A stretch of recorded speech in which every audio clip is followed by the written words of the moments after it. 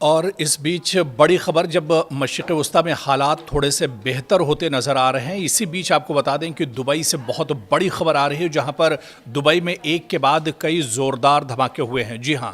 Dubai سے بڑی خبر آ رہی ہے، جہاں پر ایک کے بعد ایک تقریباً 7 زوردار دھماکے ہوئے ہیں۔ لیکن بڑا سوال یہ کہ آخر یہ دھماکے کہاں سے ہوئے ہیں، کس نے یہ دھماکے کیے ہیں، یا اس دھماکے کے پیچھے دراصل منشا کیا کچھ ہے؟ کیونکہ جو دھماکے کیے گئے ہیں یہ ایک کے بعد ایک 7 دھماکے ہوئے ہیں۔ ان دھماکوں کی تفصیل حالانکہ ابھی پوری طور پر نکل کر نہیں آئی، لیکن اتنا ضرور ہے کہ جب مشرق وسطیٰ میں حالات تھوڑے سے بہتر ہو رہے ہیں تو آخر ایسے وقت میں دبئی میں یہ کس کی طرف سے یہ حملے کیے گئے ہیں؟ کیا یہ حملے ایران کے اشارے پر کیے گئے ہیں؟ کیا امریکہ کی طرف سے یہ حملے کیے گئے ہیں، یا پھر مشرق وسطیٰ میں کسی اور گروپ کا ہاتھ ان حملوں کے پیچھے ہے، یا پھر اسرائیل نے یہ بڑے حملے کیے ہیں؟ آخر یہ حملے کیے کس کی طرف سے گئے ہیں؟ ابھی کسی نے ان حملوں کی ذمہ داری قبول نہیں کی ہے۔ لیکن تھوڑا آپ تصور کیجئے کہ دنیا کی مصروف ترین جو بندرگاہ ہے دبئی میں، اس پر یہ حملے کیے گئے ہیں، اور تابڑتوڑ 7 بڑے دھماکے کیے گئے ہیں اس حملے کے ذریعے سے، اور اس کے بعد پورا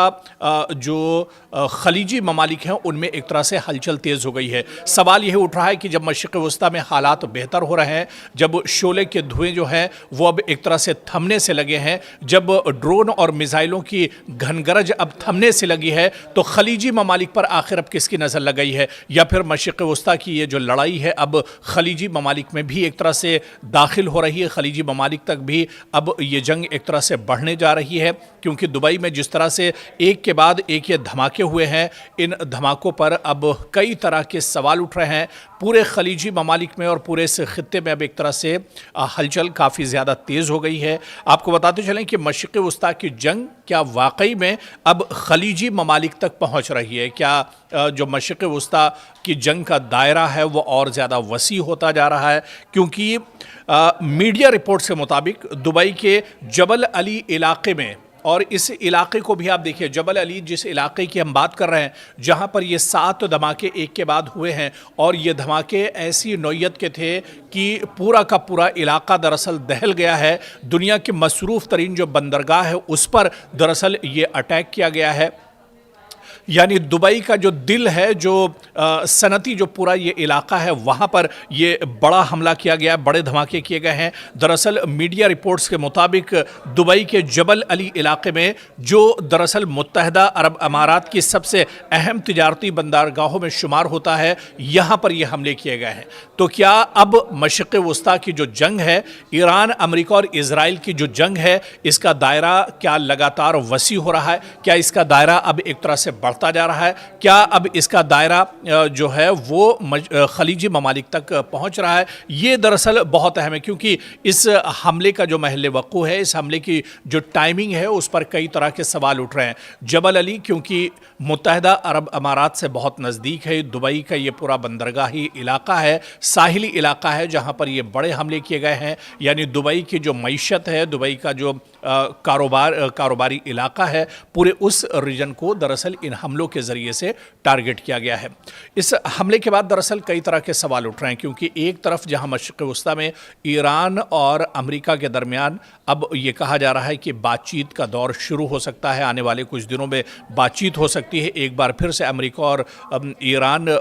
بات چیت کی ٹیبل پر آ سکتے ہیں، میز پر آ سکتے ہیں۔ لیکن اسی وقت خلیجی ملک دبئی میں یہ بڑا حملہ ہوتا ہے، اور ایک کے بعد ایک 7 بڑے دھماکے ہوتے ہیں۔ تو ایسے میں کیا یہ دھماکے آنے والے دنوں میں جو بات چیت ہونے والی ہے امریکہ اور ایران کے درمیان، اس میں بھی خلل ڈال سکتے ہیں، اس میں بھی ایک بڑی رکاوٹ پیدا ہو سکتی ہے؟ کیونکہ جس طرح سے حالیہ دنوں بیانات آ رہے ہیں، چاہے امریکہ کی طرف سے ہو یا پھر ایران کی طرف سے بیان بازی ہو، دونوں جو فریق ہیں وہ ایک طرح سے بات چیت کے لیے مثبت رخ ایک طرح سے دے چکے ہیں، اور وہ اب بات چیت کرنے کے لیے ایک طرح سے تیار ہیں۔ لیکن جو ٹائمنگ دبئی میں حملوں کی ہے، جبل علی بندرگاہ پر جو حملے کیے گئے ہیں، اس کے بعد کیا یہ بات چیت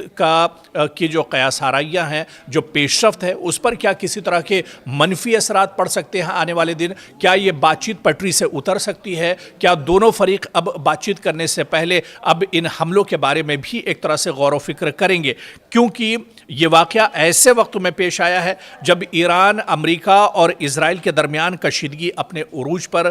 ایک طرح سے تھی، لیکن اب یہ کشیدگی کم ہو رہی تھی اور اب بات چیت کے راستے ایک طرح سے تلاش کیے جا رہے تھے۔ ایسے وقت میں یہ حملے ہوئے ہیں، تو کیا ان حملوں کا اثر آنے والے دنوں میں ایران امریکہ کے درمیان جو بات چیت ہونے والی ہے،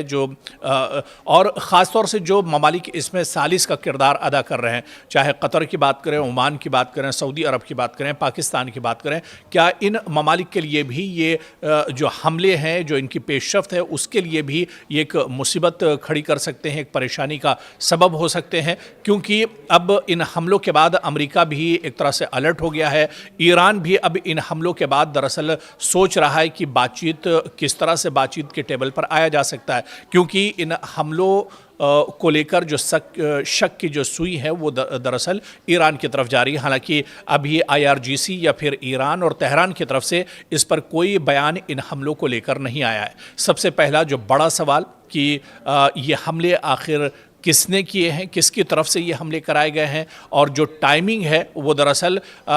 دوسرا بڑا سوال کہ ٹائمنگ کو دیکھتے ہوئے یہ کہا جا سکتا ہے کہ کیا امریکہ اور ایران کی بات چیت کو پٹری سے اتارنے کے لیے یہ بڑے حملے کیے گئے ہیں؟ آنے والے دنوں میں جب تحقیقات ہوگی، جب بات چیت آگے بڑھے گی اور اس میں جب چھان بین کی جائے گی ان حملوں کے پیچھے، تو جبل علی بندرگاہ پر کس نے حملے کیے ہیں، اس کی منشا کیا کچھ تھی، وہ تمام چیزیں نکل کر ضرور سامنے آئیں گی۔ لیکن حالیہ دنوں امریکہ اور ایران کے درمیان جو بات چیت ہو رہی ہے، جو پیش رفت ہو رہی ہے، کیا اس میں کسی طرح کی رکاوٹ آ سکتی ہے، یہ بھی دیکھنا آنے والے دنوں میں اہم ہوگا۔